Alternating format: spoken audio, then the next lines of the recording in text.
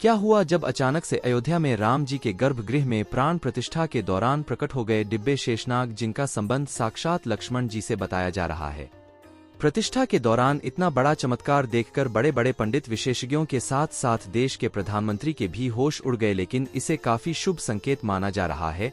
इसके पीछे की सच्चाई जानकर आपके भी होश उड़ जाएंगे। अगर आप एक सच्चे सनातनी हैं तो इस वीडियो को लाइक करें, और अगर आप भी राम देर बनने से बेहद खुश हैं तो कमेंट बॉक्स में जय श्री राम जरूर लिखें। और पूरी सच्चाई जानने के लिए वीडियो को अंत तक देखते रहे। अयोध्या इतिहास रच चुका है, जिस दिन का सभी सनातनियों को बरसों से इंतजार था। आखिरकार वह दिन आ ही गया। अयोध्या में बन रहे भव्य राम मंदिर में प्रभु ने विराजमान होकर अपने भक्तों को दर्शन दे ही दिए। प्राण प्रतिष्ठा से पूर्व ही स्थायी गर्भगृह में रामलला के दर्शन बंद कर दिए गए।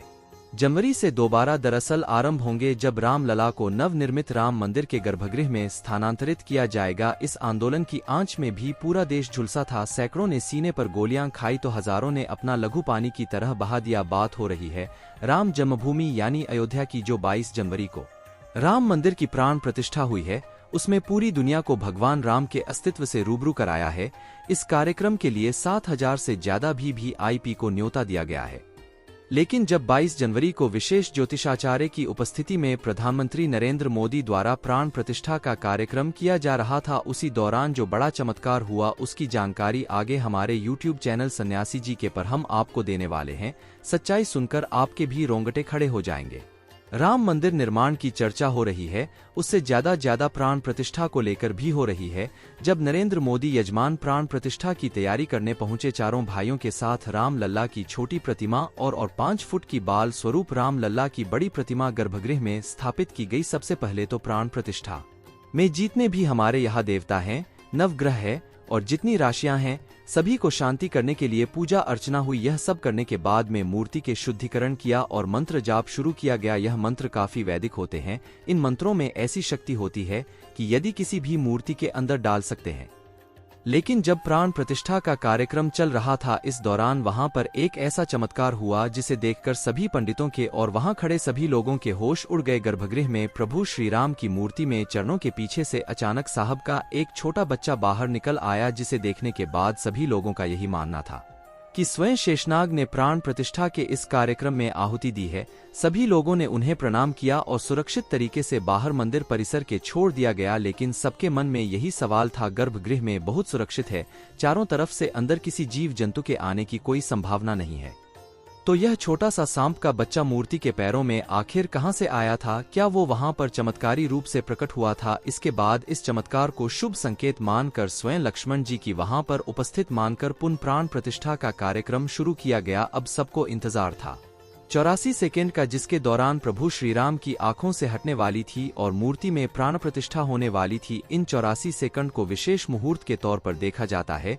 जिसे अभिजीत मुहूर्त कहते हैं, जो कि 11 बजे से लेकर 12 के बीच कुछ सेकंड होते हैं। और जैसे ही 11 से 6 बजे के बीच अभिजीत मुहूर्त का निर्माण हुआ, उन खास 84 सेकंड के दौरान विशेष ज्योतिषाचार्य द्वारा प्रभु श्री राम की आंखों की पट्टी खोल दी गई। मूर्ति की आंखों के सामने रखा हुआ कांच अपने आप टूट गया और मूर्ति की प्राण प्रतिष्ठा संपन्न हुई। मतलब कहा जाए कि प्राण प्रतिष्ठा 18 पत्थर की मूर्ति के जीवंत करना है, चाहे पत्थर की मूर्ति हो, चाहे धातु की मूर्ति हो, चाहे लकड़ी की मूर्ति हो, अर्थात जो भी मोटी होती है, प्राण प्रतिष्ठित होने पर ही वह पूजनीय होती है। यदि प्राण प्रतिष्ठा नहीं है तो जैसे दुकान में पड़ी हुई मूर्ति वही है, तो इसीलिए उसकी विधि विधान से भी प्राण प्रतिष्ठा की व्यवस्था है। जो शक्तियां परमात्मा में होती हैं, उन मंत्रों के द्वारा उन सारी शक्तियों को उस प्रतिमा में स्थापित किया जाता है, जिससे लोग दर्शन करने के बाद और लाभ उठाते हैं और जिन जिन भावनाओं के साथ उनका दर्शन करते हैं उनका कल्याण होता है। अब सवाल उठता है कि अगर प्राण प्रतिष्ठा के दिन आम जनता राम मंदिर के दर्शन नहीं कर सकती है तो उनके लिए मंदिर के द्वार खुलेंगे। आपको बता दें कि आम जनता के लिए राम मंदिर के द्वार 25 जनवरी से खुल जाएंगे। हालांकि मंदिर के दर्शन के लिए लोगों को पहचान संबंधित अपने दस्तावेज लेकर जाने होंगे। इन दस्तावेजों की लिस्ट में आधार कार्ड को पहले नंबर पर रखा गया है। इसके अलावा देश भर में संघ के 45 प्रांतों में रहने वालों को भी राम मंदिर दर्शन का न्योता भेजा गया है। इसके तहत रोजाना 25,000 लोग 45 दिन तक राम लला के दर्शन करेंगे, जिनके ठहरने और खाने पीने की व्यवस्था राम मंदिर ट्रस्ट की ओर से की जाएगी। बता दें कि इनमें वे लोग शामिल होंगे जिन्होंने राम मंदिर आंदोलन में हिस्सा लिया था। जिन्होंने राम मंदिर धन संग्रह में कंधे से कंधा मिलाकर साथ दिया था। अब हम आपको अयोध्या में बने इस राम मंदिर की कुछ ऐसी हैरान करने वाले विशेषताएं बताएंगे जिसके बारे में आपको भी नहीं पता होगा। और अगर आप एक ऐसा सच्चे राम भक्त हैं तो वीडियो के साथ अंत तक जरूर बन रहे। मंदिर का निर्माण प्राचीन भारत की नागर शैली में किया गया है। मंदिर की ऊंचाई कुतुब मीनार की लगभग 70% है। अयोध्या में भव्य राम मंदिर भारतीय पारंपरिक विरासत का एक सुविचारित और वैज्ञानिक रूप से क्रियान्वित और अद्भुत नमूना है। अयोध्या में लगभग 3 एकड़ भूमि पर बना यह मंदिर 161 फीट ऊंचा, 235 फीट चौड़ा है और इसकी कुल लंबाई 360 फीट है। मंदिर को मजबूत बनाने के लिए खास जोर दिया गया है। इसकी नींव 15 फीट गहरी है और फाउंडेशन पूरी तरह से बना है। मंदिर में लोहे या स्टील का इस्तेमाल नहीं किया गया है, जिस कारण यह मंदिर 1000 सालों से भी ज्यादा समय तक सुरक्षित रहेगा। मंदिर का निर्माण इस तरह से किया गया है कि रिक्टर स्केल पर 7 की तीव्रता का भूकंप भी इसका कुछ नहीं बिगाड़ पाएगा। राम मंदिर में कुल 46 दरवाजे लगेंगे। इनमें से 42 पर 100 किलो सोने की परत चढ़ाई है। सीढ़ियों के पास 4 दरवाजे जिन पर सोने की परत नहीं होगी। मंदिर के दरवाजे को महाराष्ट्र की सागौन की लकड़ी से बनाया गया है, पर हैदराबाद के कारीगरों ने नक्काशी का काम किया है।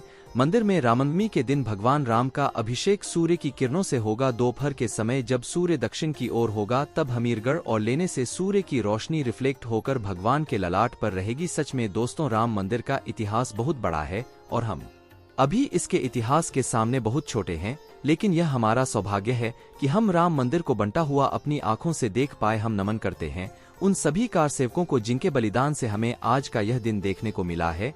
आप भी नीचे कमेंट बॉक्स में उन्हें श्रद्धांजलि जरूर दें। और अगर आपको यह वीडियो पसंद है और अगर आप एक सच्चे राम भक्त हैं तो वीडियो को लाइक करके कमेंट बॉक्स में जय श्री राम जरूर है। और रोजाना ऐसी चमत्कारी घटनाएं देखने के लिए चैनल को सब्सक्राइब जरूर कीजिएगा। अभी के लिए आप सभी दर्शकों को जय जय श्री राम।